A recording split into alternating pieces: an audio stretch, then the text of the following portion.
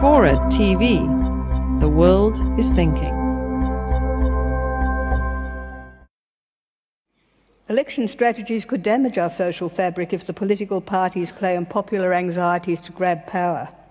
Can we ask political parties to campaign responsibly and not to treat voters as venal and ready to sell out in the highest bidder? I always think when those pamphlets that come around a bit like the Coles catalogue, they give you, vote for us and we'll give you this week's best bargain. That's not the way to actually make responsible voters. The cost of such an election campaign would be too high if it reinforces the legitimacy of self-interest. Voters need policies and options that appeal to what Lincoln referred to, and I really like this phrase, our better angels, rather than the lowest common denominator, which you can usually find if you run a focus group.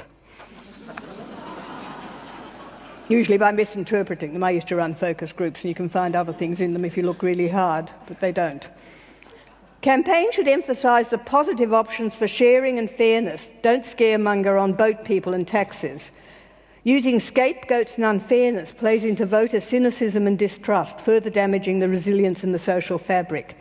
Fear is the antidote of hope, and it makes us despair.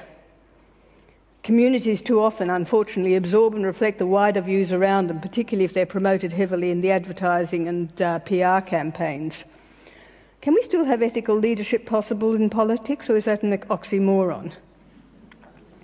There are some examples. There's one that came out recently. Malcolm Fraser and the opposition supported the Vietnamese boat people in the late 70s, despite the fact they were politically unpopular.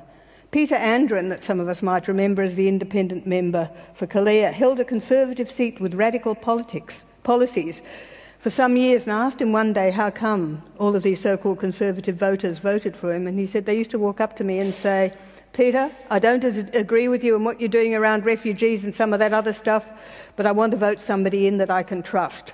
And I think that's what people forget, that what we want is trustworthy politicians, not necessarily ones that do our bidding.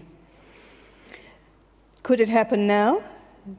Are the leaders even aware of the possibilities that being ethical actually might gain them votes rather than losing them votes? I'll leave you to work that one out.